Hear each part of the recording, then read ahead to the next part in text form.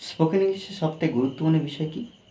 সবথেকে গুরুত্বপূর্ণ বিষয় হলো প্রশ্ন তৈরি করা, ইংলিশে কোশ্চেন তৈরি করা। How to make a question, question কীভাবে তৈরি করতে হয় সেই পদ্ধতিটা যদি আমরা জেনে নিতে পারি তাহলে ইংলিশ কনভারসেশনের ক্ষেত্রে সবথেকে খুব সুন্দর ইমপ্রুভ হয়। দেখো, এখানে সাধারণত প্রশ্ন দুভাবে হয়, একটা ইয়েস নো কোশ্চেন, একটা WH কোশ্চেন। আমরা জাস্ট একটু গঠনটা দেখে দেবো। ইয়েস নো কোশ্চেন আর WH কোশ্চেনের গঠনটা। যে কোনো প্রশ্ন তৈরি হয়, অর্থাৎ ইয়েস নো কোশ্চেন যখন তৈরি হবে আমাদের কি করতে হবে, আর সাধারণ বাক্য তৈরি হয় কিভাবে, সাবজেক্ট প্রথমে, তারপরে হেল্পিং ভার্ব যদি থাকে হেল্পিং ভার্ব, না হলে মেন ভার্ব, তারপরে আদার্স ওয়ার্ড। কিন্তু প্রশ্ন যখন তৈরি হবে তখন সাবজেক্ট প্রথমে দিলে হবে না, তখন কি করতে হবে, হেল্পিং ভার্ব প্রথমে দিতে হবে, তারপরে কি করতে হবে সাবজেক্ট, তারপরে মেন ভার্ব প্লাস অবজেক্ট অথবা আদার্স ওয়ার্ড, আর শেষে কি করতে হবে না জিজ্ঞাসা চিহ্ন। এটা ইয়েস নো কোশ্চেনের কথা, ইয়েস নো কোশ্চেন। আর WH কোশ্চেন কি, আর ইয়েস নো কোশ্চেন আমরা সাধারণত সবাই জানি, যে প্রশ্নের উত্তর হ্যাঁ বা না বললে হয়ে যায় তাকে ইয়েস নো কোশ্চেন বলা হয়। আর যে প্রশ্নের উত্তর হ্যাঁ না বললে হয় না, কিছু না কিছু বলতে হয়, বিস্তারিত কিছু না কিছু বলতে হয়, তাকে বলবো আমরা WH কোশ্চেন।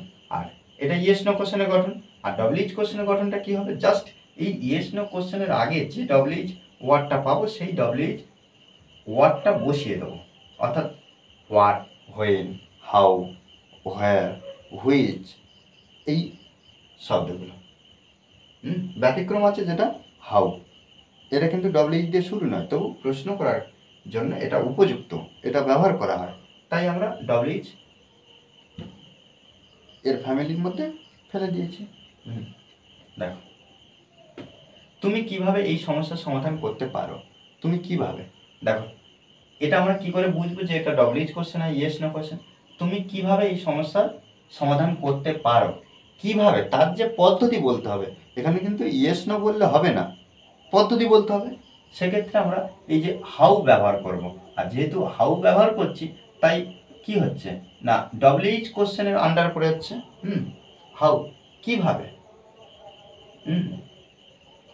কি তুমি এই সমস্যার সমাধান করতে হবে। দেখো WH ওয়ার্ড বসেছি, এরপরে আমরা কি করবো, হেল্পিং ভার্ব বসাবো। তারপরে কিন্তু এই যে তুমি সাবজেক্টটা বসাবো, কিন্তু এখানে হেল্পিং ভার্বটা কই, আমরা কি দেখতে পাচ্ছি, হ্যাঁ দেখতে পাচ্ছি। দেখো তুমি কিভাবে এই সমস্যাটি সমাধান করতে পারো, এই যে পারো, পারা, এটা কিন্তু একটা মডাল, কোনো সক্ষমতা বোঝায়, ক্যান। দেখো how can you, how can you, দেখো WH ওয়ার্ড, তারপরে হেল্পিং ভার্ব ক্যান, এটা হেল্পিং ভার্ব, তারপরে সাবজেক্ট, আর এটা কি WH what. How can you, তারপর দেখো সমাধান করার কথা বলছে, how can you solve, SOLVE, solve. তাহলে কিভাবে তুমি সমাধান করতে পারো, কিসে, এই সমস্যার, ব্যাস আর কিছু নেই, এই সমস্যার, দিস প্রবলেম, দিস প্রবলেম। দেখো কিভাবে আমরা এই প্রশ্নটাকে, বাংলা প্রশ্নটাকে ইংলিশে তৈরি করলাম, একটু বুঝে নিতে হবে, আমাদেরকে প্র্যাকটিস করতে হবে, আর এই ধরনের যত প্রশ্ন আর কখনো কিন্তু ভুল হবে না। দেখো এই যে তুমি ভবিষ্যতে কি হতে চাও, আর এখানে দেখো তুমি ভবিষ্যতে কি হতে চাও এবং কেন, দেখো এবং কেন এটা কিন্তু আমরা বাদ দিচ্ছি, এখন আমরা এটা নিয়ে আমরা করছি না। তুমি ভবিষ্যতে কি হতে চাও, এই যে চাওয়া এটা কিন্তু অ্যাকশন ভার্ব, আর যখন দেখবে অ্যাকশন ভার্ব কোনো হেল্পিং ভার্ব আমরা পাবো না, তখন ডু ডাজ ডিড এর মধ্যে যে কোনো একটা আনবো, আর যেহেতু এখানে চাওয়া V1, সেক্ষেত্রে আমরা ডু ব্যবহার করবো। তাহলে তুমি ভবিষ্যতে কি হতে চাও, তাহলে এখানে হোয়াট ব্যবহার করব, what do you want, want, দেখো হোয়াট ডু ওয়ান্ট,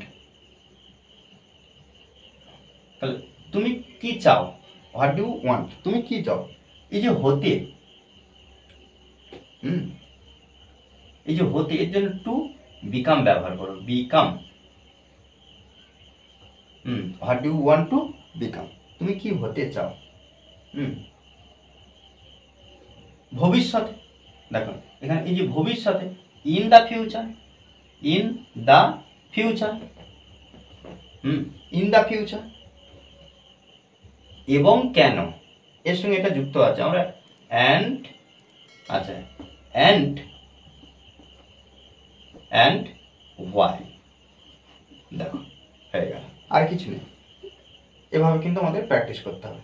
স্কুলে তোমার প্রিয় বিষয়টি কি, স্কুলে তোমার প্রিয় বিষয়টি কি, দেখো তাহলে এখানে লিখতে পারি এই যে কি আছে, হোয়াট, কি হয়, দেখো স্কুলে তোমার প্রিয় বিষয়টি কি, এখানে কোনো হেল্পিং ভার্ব নেই, তাহলে এখানে এমন বলা যেত যে স্কুলে তোমার প্রিয় বিষয়টি হয় কি।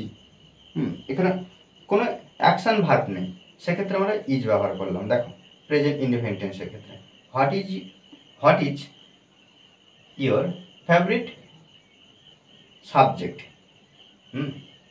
অর্থাৎ এমন বলতে পারি যে হোয়াট ইজ ইয়োর ফেভারিট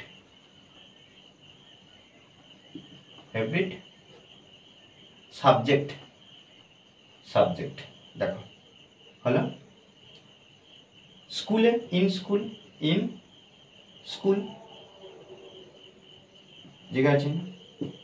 ওকে, আমরা কিভাবে পরিবেশ রক্ষা করতে পারি, এই যে পারি, কিভাবে পারি, হাউ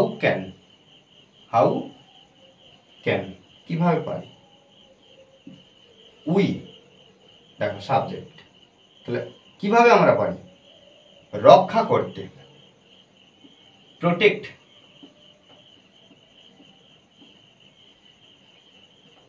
প্রোটেক্ট, তাহলে হাউ ক্যান, কিভাবে পারি উই প্রোটেক্ট, আমরা রক্ষা করতে।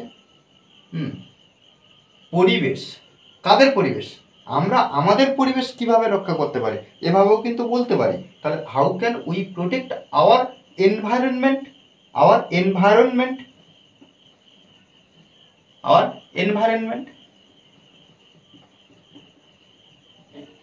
দেখো আচ্ছা, এখানে এই যে আওয়ার এনভায়রনমেন্ট, এটা যদি আমরা না ব্যবহার করি, এখানে আমরা এই এক্সপ্রেশনটা যদি না ব্যবহার করি, এখানে আমরা ব্যবহার করতে পারতাম কি, how can we protect the environment, এখানে অথবা দা ব্যবহার করতে পারতাম। ওকে, আচ্ছা বৃষ্টির জল সংরক্ষণ কেন গুরুত্বপূর্ণ। আচ্ছা এখানে এই যে সংরক্ষণ, সংরক্ষণ ইংরেজি কি, হারভেস্টিং। আচ্ছা কেন যেহেতু আছে, হোয়াই ব্যবহার করব, আর হেল্পিং ভার্ব আমরা এখানে ইজ ব্যবহার করব। বৃষ্টির জল, রেন ওয়াটার। দেখো এই যে বাক্যটা আর এই যে বাক্যটা, দুটো বাক্য আমাকে অবশ্যই কমেন্টে জানাবে কি, বৃষ্টির জল সংরক্ষণ কেন গুরুত্বপূর্ণ, আবহাওয়া ও জলবায়ুর মধ্যে পার্থক্য কী। এই দুটো বাক্য আমাকে অবশ্যই কমেন্টে জানাবে। কেন, কারণ আমাদেরকেও সুন্দরভাবে প্র্যাকটিস করতে হবে, মনে রাখতে হবে যে প্র্যাকটিসের বিকল্প কিছু নেই। ওকে, আর এই ক্লাসটি যদি ভালো লাগে অবশ্যই লাইক কমেন্ট শেয়ার, আর যারা এখনো পর্যন্ত এই চ্যানেলটি সাবস্ক্রাইব করেননি তারা অবশ্যই চ্যানেলটি সাবস্ক্রাইব করে পাশে রাখবেন। Okay, thanks for watching this video.